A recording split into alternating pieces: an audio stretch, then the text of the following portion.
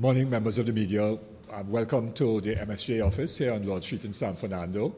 And for this media conference, we're going to do the media conference in two parts. There are two issues that we want to address. I've been joined this morning by two of my colleagues from Youth for Social Justice, the YSJ. The YSJ, of course, is the youth arm of the party. And on my left is Mr. Angelo Hart, who is the chair of the YSJ. And on my right, Ms. Khalifa Phillip, who is a member of the YSJ. So they're going to address the issue of a very important activity that is being organized for February 26, which is Ash Wednesday, which says that in the middle of all of the carnival and so on, we are still very focused on important political events, and they will describe what the activity will be taking place on the 26th of February, Ash Wednesday, which is a serious political event. It's not Ash Wednesday cool down by any means, but it's something that we need to keep in the consciousness of our people. And then subsequent to Angelo and Khalifa addressing that activity of February 26th, I will speak to the MSJ's position on what can now perhaps be described as the First Citizens Initial Public Offering, IPO, share offering, scandal, and I will address some fundamental issues in that regard. So I'm going to ask Angelo to take over. We'll switch places and switch mics.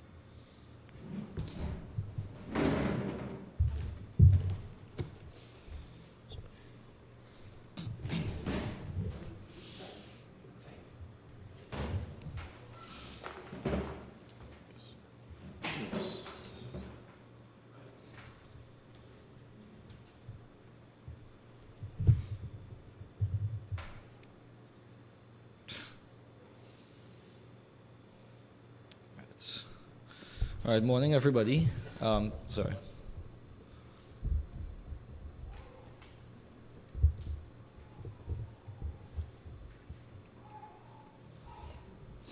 All right, morning, everybody. Thank you for coming out to the media conference. We invited the press here to announce our plans to commemorate the 50th anniversary of the Black Power movement on this Ash Wednesday, that is the 26th of February. Before we get into a little bit about the march, I just wanted to explain our rationale about why we decided to commemorate the event. The events that took place between February to April 1970 were very instrumental in shaping the modern history of Trinidad. As it is known to some of us, in spite of the fact that we became independent in 1962, the truth is that Trinidad was still governed under white supremacy at that point in time. People who look like you and me were not able to hold certain positions or work certain jobs. We couldn't even access certain parts of the country. For example, beaches like Pigeon Point and Store Bay, I was told, were exclusive only to whites. Blacks and Indians were forbidden from visiting these parts of our island. And of course, these things changed after the uprising in 1970. However, in spite of that, this very monumental period of our history is not taught in schools. And I can speak for myself, being a student of CXC history. Even at that level, the 1970 uprising was not taught to us. And the lack of education about the insurrections that shaped our history is evident in the way that Trinidadians approach issues today. We have seen over the past 5 years, as much as 20,000 people have lost their jobs. Industries are shutting down, people are being retrenched. And for the most part, we as a country have taken these things sitting down. I imagine that things would look a lot more differently if things like 1970 were taught in schools, if these values of communalism and standing up to corruption and authority were instilled in us from a very young age. Trinidadians today would not be afraid of standing up to the oppression that we are facing today. So it is for these reasons that we have taken the initiative to commemorate the February 26th protest. It would begin at 10 a.m. We assemble outside RBC Bank on Independence Square. We will have a little procession around the square where we will walk up Abercrombie Street and end with a short rally at Woodford Square. I don't know if you want to say anything.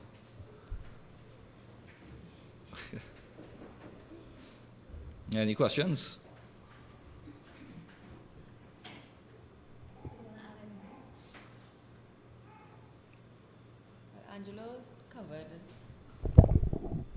covered most of it already.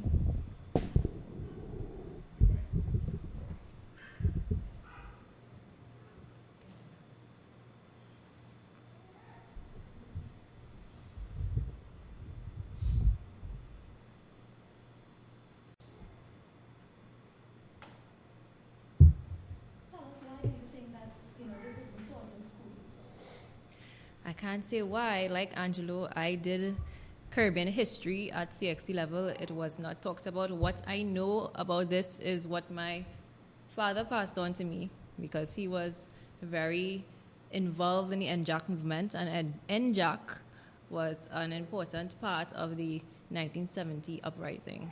I can't say why it isn't taught, but I believe it should be. It should be taught that this is our history, and the youth need to understand the struggles of the past to appreciate what we have now and to ensure that it is not repeated, because we are seeing things happening that could cause us to regress into that type of life we had in the past.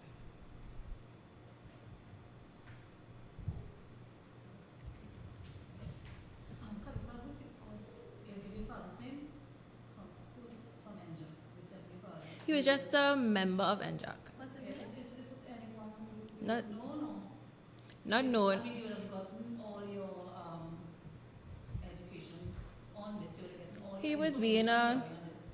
well, his name is Peterson Philip. Not a well-known person, not a personality, but he was just being a responsible parent. As a African descendant, wanted to pass on knowledge to his children. So he made sure we knew about the Black Power movement.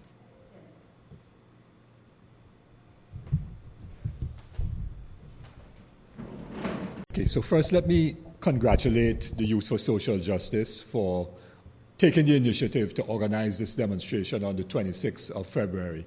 It demonstrates a lot of consciousness that young people who were not thought about in 1970, that's 50 years ago, so they weren't thought about at that time, would decide to be the ones taking the lead even before some of the elders. So I want to congratulate the YSJ on this.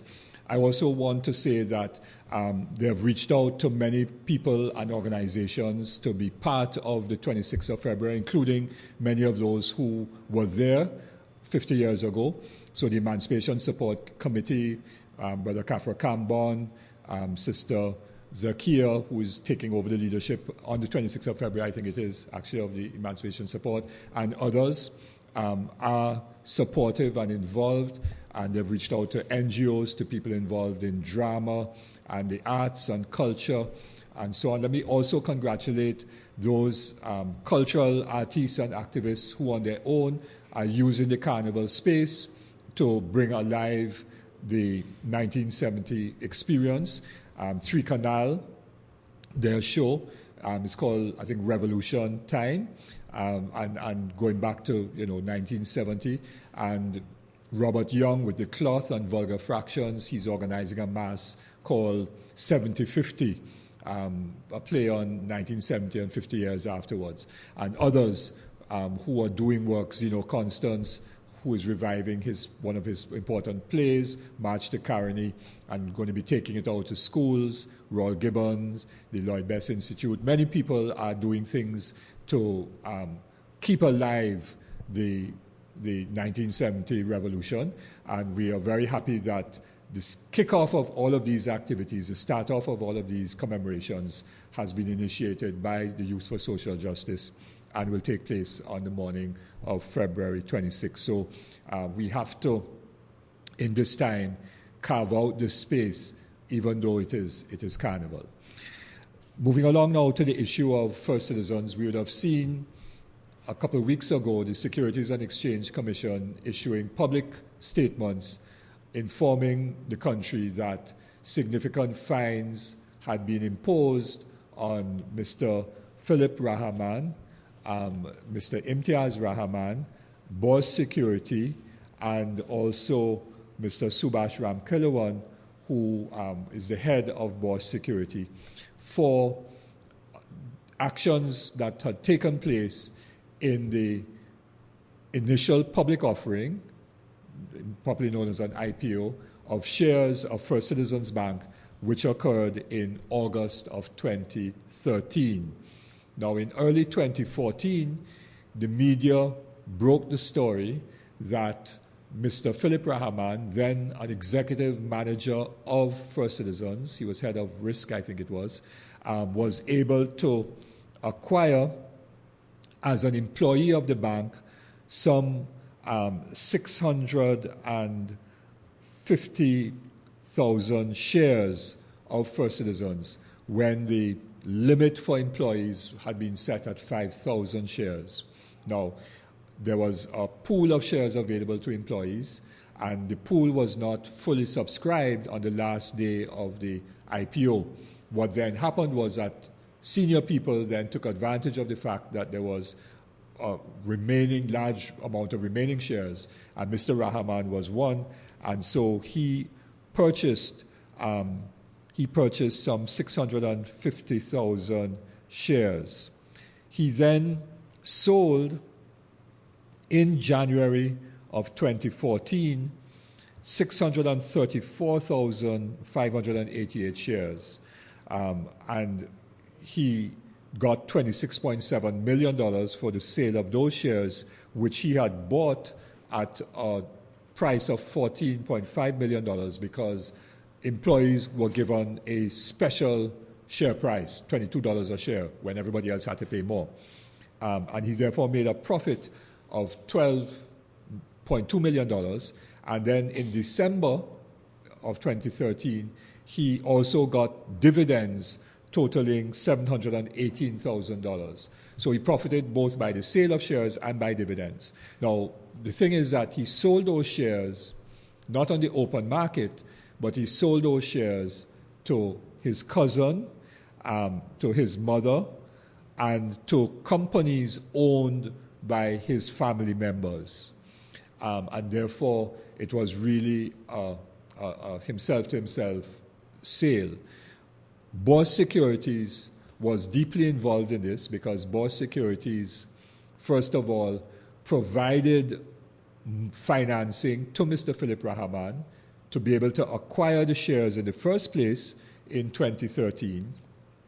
And then Boss Securities facilitated the sale of shares by Mr. Philip Rahman to his family members and so on. So Boss was involved at both the front end and the back end of these transactions.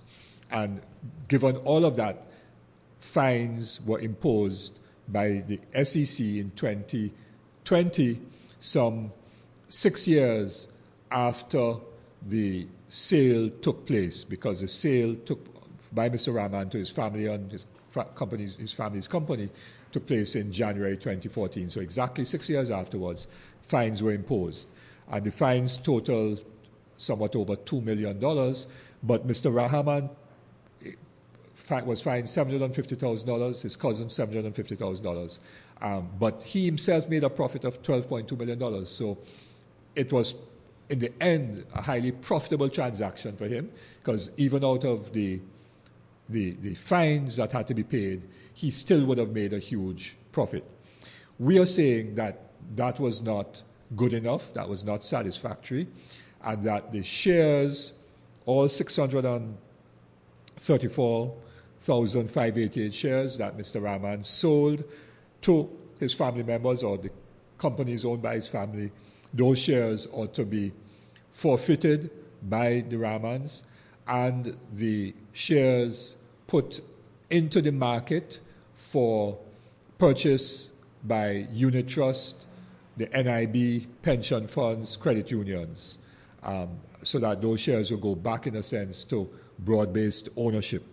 Secondly, that dividends that would have been paid on those shares between 2013 and now, that those dividend payments ought to be paid back into the bank, so that the Rahmans did not profit from that transaction by way of very significant dividend payments.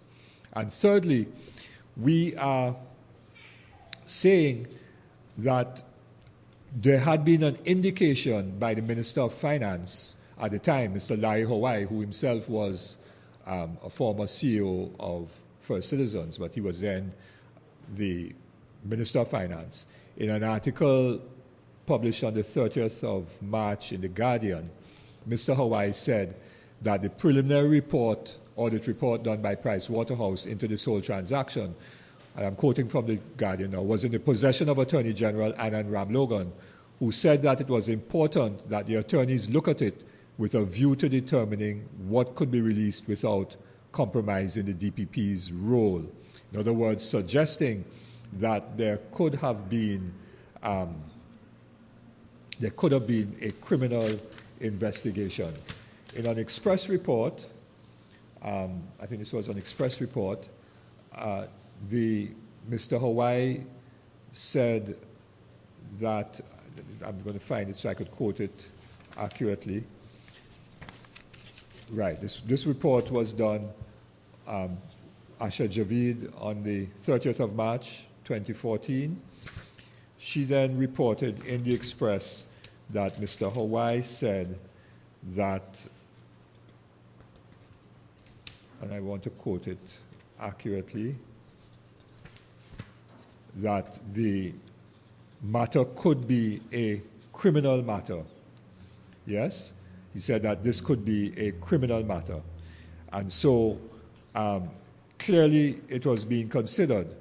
Right. Last week, Finance Minister Larry Hawaii confirmed he had received a draft copy of the PwC investigation, which he said, quote, could be a criminal investigation at this stage, end of quote.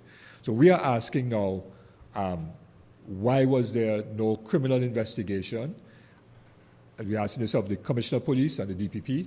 And if there was a criminal investigation, then what was the outcome of that criminal investigation? Because there's been no subsequent report on that.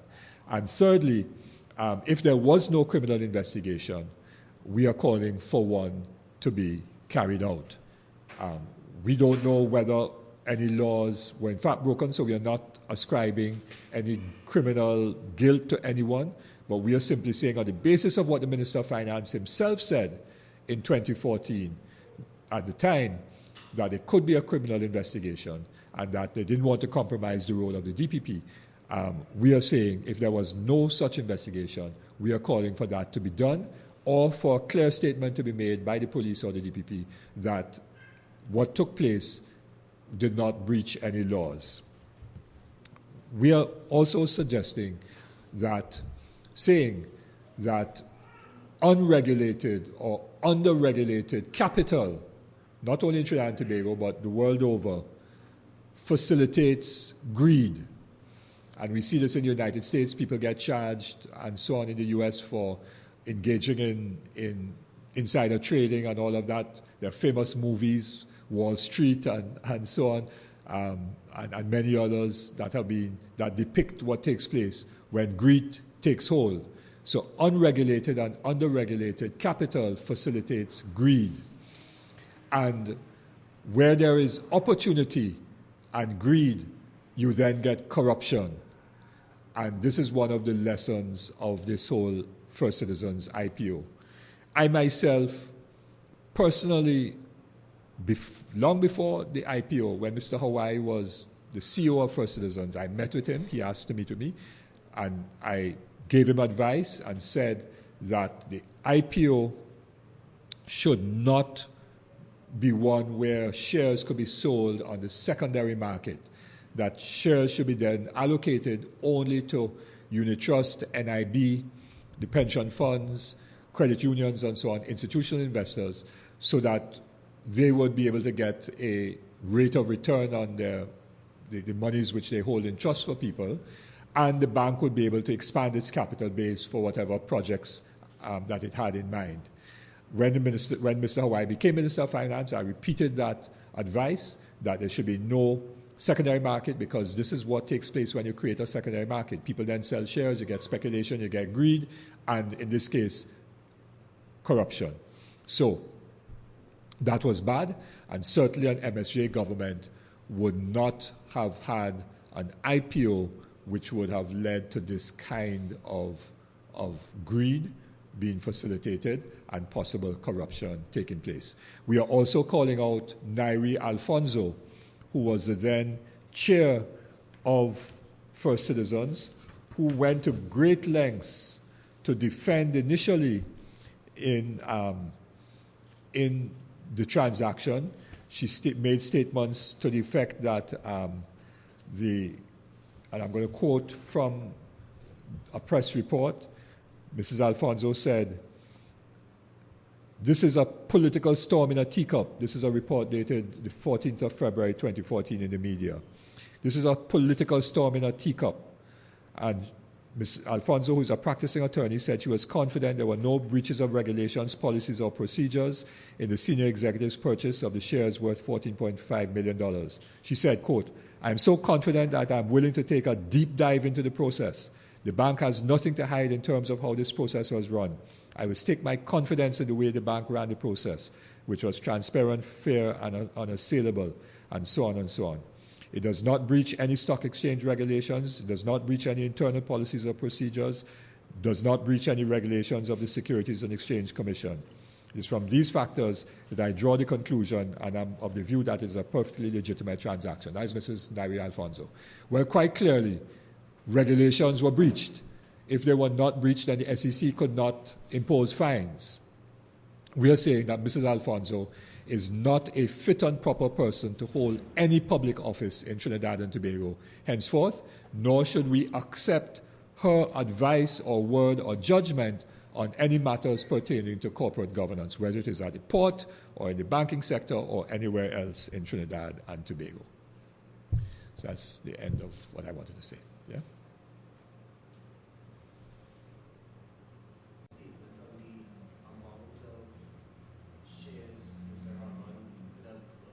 Sorry, I didn't hear. He initially bought 5,000. Every employee was entitled to 5,000. Everybody was supposed to get only 5,000. What then happened was that because the employee allocation was not fully taken up, senior people, knowing that, then avail themselves of the opportunity to get more than 5,000 shares. The bank did disclose it, so in its 2013 annual report, which I downloaded and so on, they did report who on the board and senior management bought more than 5,000 shares.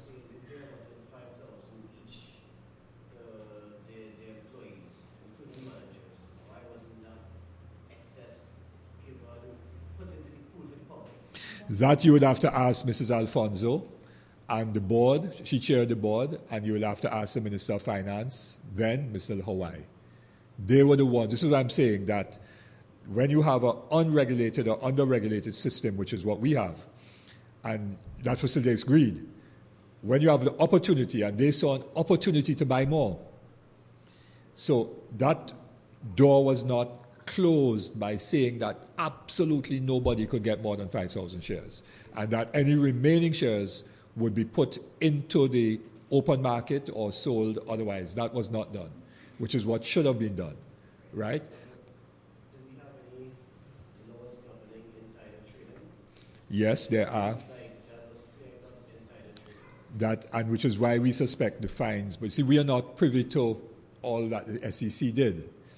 And so the SEC should be more forthcoming about it. But quite clearly, this settlement was a negotiated settlement, and therefore it meant that a lot of the details of the investigation have not become public. But in our view, and so in response to that question, let me say that all the findings should be made public. Because this was a public company, this was not a private company engaging sales, and this was a publicly owned company, First Citizens. So we're calling for all of the reports and investigations to be made public. So besides fines, is there any criminal charges that could be? We don't. That's why we're calling for the Commissioner of Police and the DPP to make a statement on that. Yeah? Now, Mr. Rahman was not the only one who purchased more than 5,000 shares. right?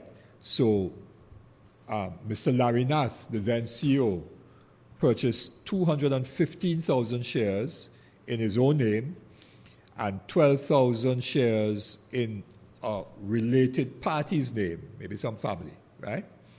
He was the second largest person. You're allowed to do that? Well, Shares in a related party's name? yes. Well, apparently. Because if it just said employees only, 5,000. Apparently. No, this is what I'm saying apparently because, and I'm going to, Mrs. Alfonso bought 5,400 in her own name and 33,959 in a related party's name, right? And others did as well. So other members of the board and executive management, a number of them, also benefited. But they then did not sell those shares, at least we are not aware, that they sold those shares to family members, which is the trigger of the Rahman Singh. Now, what was significant is that Rafiq Shah had a column in the Express last Sunday where he said that his daughter, who was an employee of the bank, sought to buy 5,000 shares, to which she was entitled. And her family members, her father, Rafiq himself, and other family members, lent her money or provided money for her to be able to acquire those shares. Because each share went at $22 for one, for the employees. So 5,000 by 22 would be $110,000. And she was blocked by a senior manager in the bank from buying because they said that her source of funds was not adequate or did not meet a proper test. So quite clearly, some people were denied what Rahman and others, and Nath and Nairi Alfonso benefited from. And that is why we talk about greed, and we talk about inequality in the society and injustice, and that is why we need an MSJ government. That's my last word on it. Yes? And I hope that you carry both stories because both are important. Because incidentally, one of the issues of 1970, as Angela was talking about, was that the banks, we're talking about the banks, there was no nationally owned bank except for Penny Bank, which was the Trinidad Cooperative Bank. That was the only locally owned bank. All the other banks were primarily Canadian owned. British in terms of Barclays, which became Republic, and then Canadian, Royal Bank of Canada, Bank of Nova Scotia, Canadian Imperial Bank of Commerce, the Bank of London and Montreal, and so on. All of those were Canadian banks. And the 1970 February 26 protests went into the banks because of the fact that in Canada, West Indian students were in jail fighting against racism at Sir George Williams University in Montreal, now known as Concordia University. And so there was a protest on the 26th of February 1969 at the University of the West Indies, where the Governor General of Canada, Mr. Kitchener, I think his name was, came to open Canada Hall. And the students blocked him and prevented that from happening on the 26th of February 1969 in solidarity with their fellow students who were in jail in Canada, who were fighting against racism in Canada. And so on the 26th of February 1970, to commemorate that anniversary of the protests in St. Augustine, and in continuing solidarity with the students in Canada and against racism, they went to the Canadian banks, to the Canadian High Commission, and then they ended up in the Roman Catholic Cathedral. And that was a catalyst for the whole Black Power 1970 marches. Yes? So First Citizens emerged out of National Commercial Bank, which was one of the tributaries. And National Commercial Bank was the bank that the government, through the acquisition of the Bank in London of Montreal, created after 1970 because of Black Power. And so the Bank of London Montreal was nationalized, became National Commercial Bank. National Commercial Bank then later on merged with the Workers' Bank, which also emerged out of the 1970 move for people, workers and people to control financial assets, and the Penny Bank, which I mentioned, that then became first citizens. And we have this, so there is a link between what we are talking about in terms of February 26 and first citizens. So I just wanted to draw that historical link for the benefit of you young people who wouldn't be familiar. Yes? I like to give history lessons sometimes, because if we don't know where we have come from, we wouldn't know where we are going.